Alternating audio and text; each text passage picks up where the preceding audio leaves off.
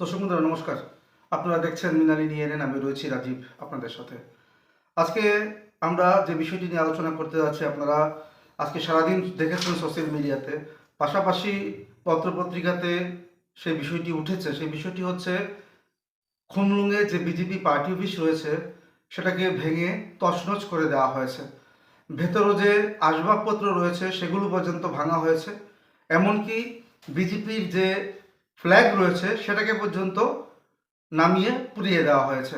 মানে বিজেপির যে পার্টি অফিসটা যেটা রয়েছে সেটাকে একটা ধ্বংসাবশেষ বললে ভুল হবে না। ইতিমধ্যে এই পার্টি অফিসকে উদ্বোধন করেছিলেন রাজ্যের যিনি প্রভারী রয়েছেন, উনি করেছেন বিজেপির হয়ে। কিন্তু দেখা গেছে এই পার্টি অফিস খুমলুঙে তৈরি হওয়ার পর থেকেই দেখা যাচ্ছে যে একটা বাতাবরণ সেখানে তৈরি হয়েছে, এবং যার কারণে আজকে এই বিজেপি পার্টি অফিসকে এই ধরনের যে একটা অবস্থা সেটা আজকে আপনারা পরিলক্ষিত করতে পারছেন। দর্শক বন্ধুরা, এতদিন আমরা দেখতে পেয়েছি যে খুমলুং তথা এডিসিতে তিপ্রামথার একটা দবদবা রয়েছে, কারণ এডিসি বর্তমানে তিপ্রামথার দখলে রয়েছে এবং সেখানে তিপ্রামথার কর্তৃত্ব বেশি রয়েছে। কিন্তু এখনো পর্যন্ত আমি আলোচনা করছি আপনাদের সামনে, কিন্তু এখনো পর্যন্ত কে এই কাজ করেছে সেটা কিন্তু এখনো সেটা ধোঁয়াশার মধ্যে রয়েছে। বিজেপির পক্ষ থেকে আজকে বলা হয়েছে, বিভিন্ন যারা বিজেপির নেতৃত্ব যারা রয়েছেন, আজকে সকালে অনেকের সঙ্গে আমার কথা হয়েছে, ওনাদের বক্তব্য হচ্ছে যে এই যে ঘটনা সংঘটিত হয়েছে সেটা অনেকে অনেকভাবে বলার চেষ্টা করেছেন আমাকে।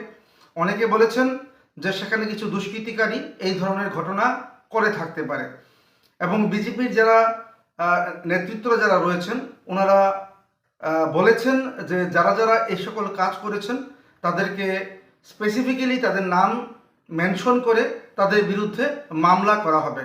কিন্তু আমরা যখন অভিযোগ করলাম, ওনাদের কাছে যখন আমরা জিজ্ঞেস করলাম যে একটা মহল থেকে একটা অভিযোগ আসছে, সেই অভিযোগটা হচ্ছে সেটা হচ্ছে আপনাদের দলের মধ্যে অন্তর্কন্দল রয়েছে, সেই অন্তর্কন্দলের বহিঃপ্রকাশ হচ্ছে আজকের এই খুমলুঙে আপনাদের পার্টি অফিসকে এইভাবে ভ্যান্ডালাইজ করে দেওয়া হলো। পাশাপাশি আরও একটি বিষয় হচ্ছে, সেখানে বলা হচ্ছে যে যে তিপ্রামথার একটা সেখানে একটা র্যালি ছিল বা একটা মিছিল ছিল, সেখানে বাইক দিয়ে কয়েকজন সেখানে এসছিলেন, যেটা আমরা শুনতে পেয়েছি বিভিন্ন জায়গা থেকে বিভিন্ন সোর্সের মাধ্যমে, যে ওই সকল বাইক রাইডাররা এই সকল কাজ করেছেন। এখন প্রকৃত অর্থে বিজেপির নেতৃত্বরা বলতে চাইছেন যে আমাদের অন্তঃকন্দলের কোনো বিষয় সেখানে নেই, মানুষের স্বতঃপ্রণোদিত ইচ্ছার কারণে, এবং সবাই চাইছিল যে খুমলুঙে বিজেপির একটা পার্টি অফিস হোক, সেই কারণে রাজ্যের প্রভারী বিজেপির যিনি ছিলেন বা যিনি রয়েছেন ওনার মাধ্যমে এই বিজেপি পার্টি অফিসকে সেখানে গড়ে তোলা হয়েছে।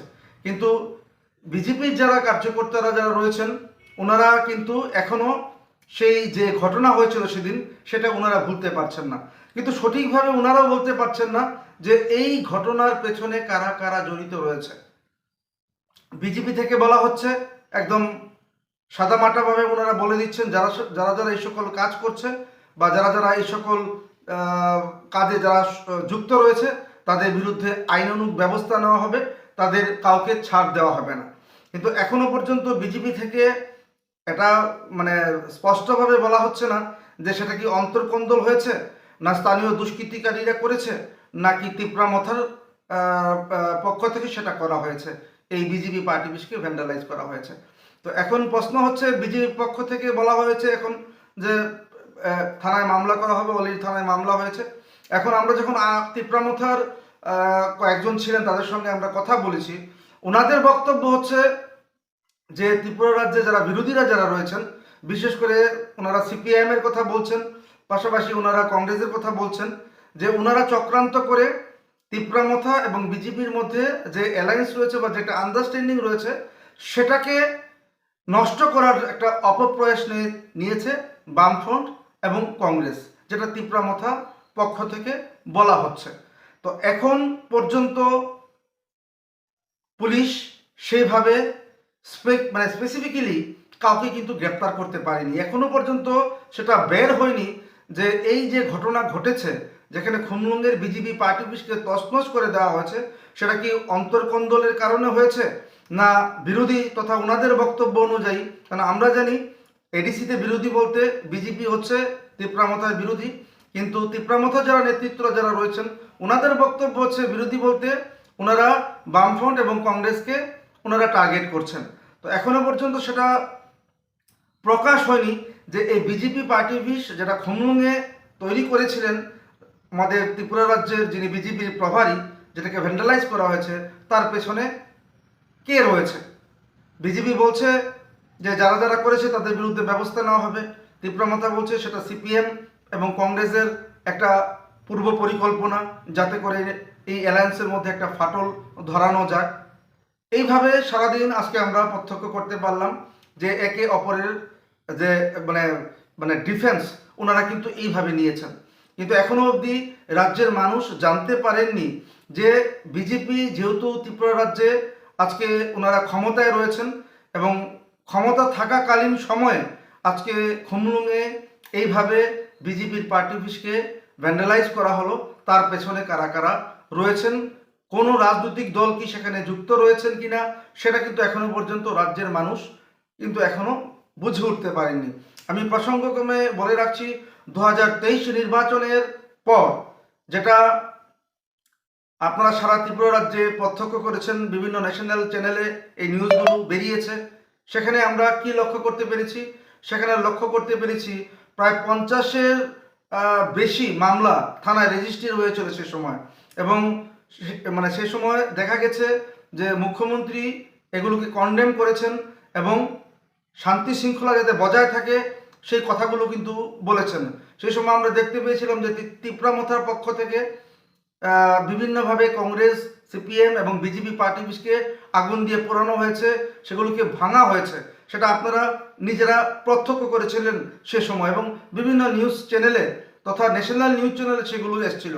কিন্তু দেখা যাচ্ছে আজকে তিপ্রামথার বিরুদ্ধে অনেকে আঙ্গুল তুলছেন, অনেকে বলছেন যে সেটা বিজেপির অন্তর কন্দলের কারণে এই ধরনের ঘটনা ঘটছে।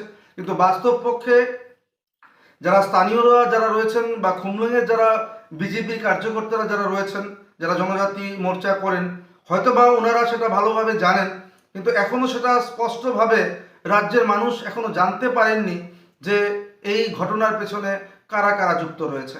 কিন্তু প্রশ্ন হচ্ছে নির্বাচন, আগামী যে নির্বাচন রয়েছে সেই নির্বাচন তথা 2028 নির্বাচনের আগে এই ধরনের ঘটনা, যেটা আবার তিপ্রামথা যেহেতু অ্যালায়েন্সে রয়েছে, দুজন মিনিস্টার রয়েছে ওনার এই অ্যালায়েন্সের মধ্যে, বিধানসভাতে দুজন মিনিস্টার রয়েছে, সেক্ষেত্রে এই ধরনের যে ঘটনাগুলো একটা অবিশ্বাসের বাতাবরণ তৈরি করবে সেটা কিন্তু আর বলার অপেক্ষা রাখছে না।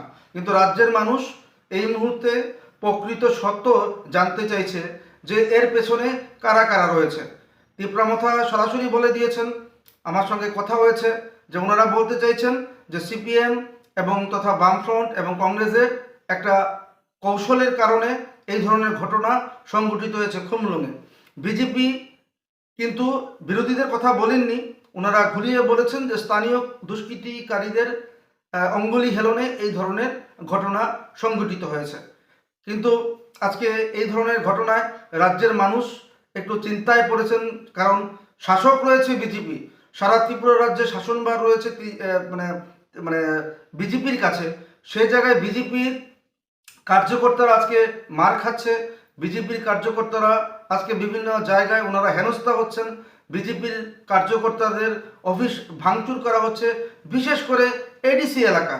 তো এই যদি পরিস্থিতি থাকে তাহলে জনজাতি মোর্চার যে সকল অ্যাক্টিভিস্টরা যারা রয়েছেন তারা 2028 সালে নির্বাচনের আগে কিভাবে তারা তাদের রাজনীতি করবেন।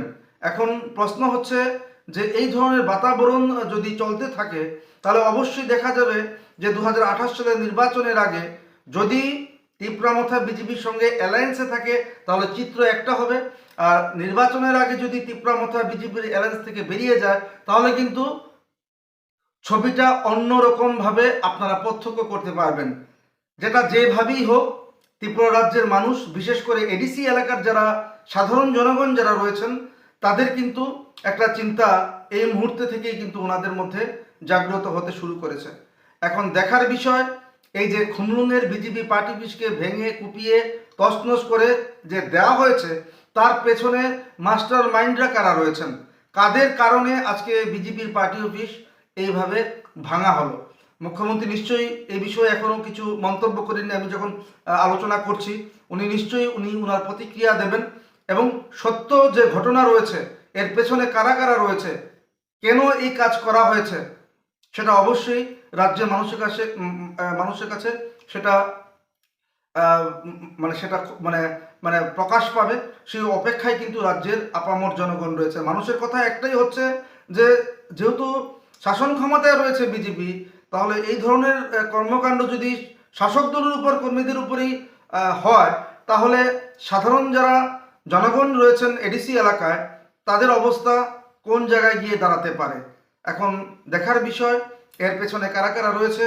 রাজ্যের প্রশাসন, এডিসি প্রশাসন, ওনারা সম্মিলিতভাবে যৌথভাবে তদন্ত করে সঠিক যারা কালপ্রিট যারা রয়েছেন তাদেরকে সামনে আনতে পারেন কিনা।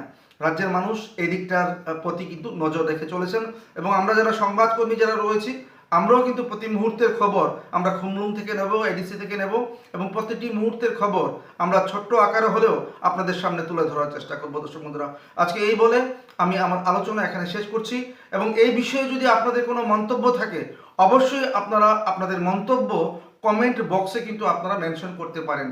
আজকে এই বলে আমি আমার আলোচনা এখানে শেষ করছি, কিন্তু দেখতে থাকবেন দর্শক বন্ধুরা, অবশ্যই মৃণালিনী নিয়ে নেন। নমস্কার।